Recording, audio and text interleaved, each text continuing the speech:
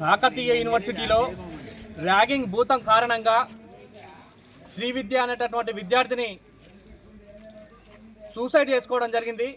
దానికి కారణం కాకతీయ యూనివర్సిటీలో ఉన్నటువంటి హాస్టల్ డైరెక్టర్ గారు, కేర్ టేకర్ గారు, జేడీలని సందర్భంగా తెలియజేస్తా ఉన్నా.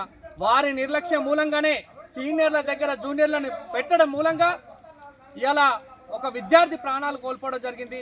ఆ ప్రాణాలు కోల్పోవడానికి ప్రధాన కారకులు కాకతీయ యూనివర్సిటీ అధికారులని సందర్భంగా తెలియజేస్తా ఉన్నా. వెంటనే కాకతీయ యూనివర్సిటీ వైస్ ఛాన్సలర్ గారు ఆ విషయాన్ని తెలుసుకొని ఇలా కమిటీ వేసినందుకు మొదటగా మీరు ధన్యవాదాలు తెలుపుతా ఉన్నాం. కానీ మీరు కమిటీలకే పరిమితం అవుతా ఉన్నారు. కమిటీల నిజాలు బయటపెట్టి ఆ కుటుంబానికి న్యాయం చేసి ఆ కుటుంబంలో ఒకరికి ఉద్యోగాన్ని కల్పించాలని చెప్పి ప్రధానంగా తెలియజేస్తా ఉన్నాం.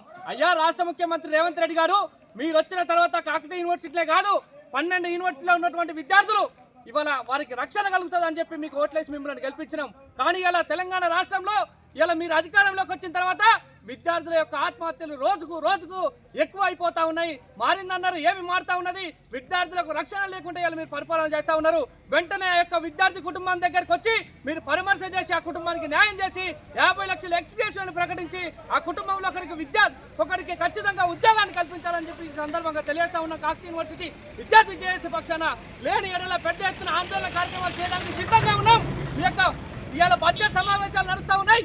మీరు కాకతీయ యూనివర్సిటీలో ఉన్నటువంటి విద్యార్థులకి హాస్టల్ కేటాయించకపోవడం మూలంగా ఇలా విద్యార్థులు ఇరుకుగా ఉండి సీనియర్ల దగ్గర జూనియర్లు ఉండడం వల్ల ఈ ఆత్మహత్యలు జరుగుతూ ఉన్నాయి. కాబట్టి వెంటనే మీరు ఈ ఆత్మహత్యలు ఆగాలంటే హాస్టల్ నిర్మాణాలు చేపట్టాలి.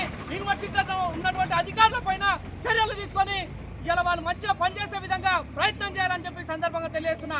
మీ నిర్లక్ష్యం మూలంగా, మీరు వ్యవహరించే తీరు మూలంగా ఇలా విద్యార్థులు ప్రాణాలతో చెలగాట ఆడుతూ ఉన్నారు. విద్యార్థుల ప్రాణాలు తీస్తూ ఉన్నారు.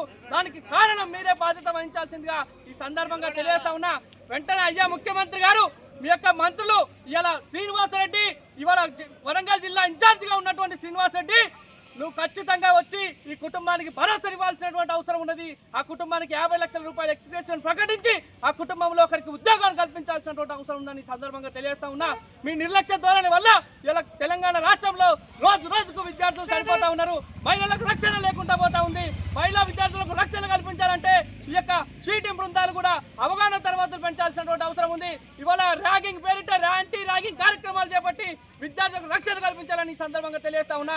నా పేరు ఆరగనారాయణ, బీసీ విద్యార్థి జేఏసీ రాష్ట్ర కోఆర్డినేటర్, కాకతీయ యూనివర్సిటీ విద్యార్థి జేఏసీ చైర్మన్.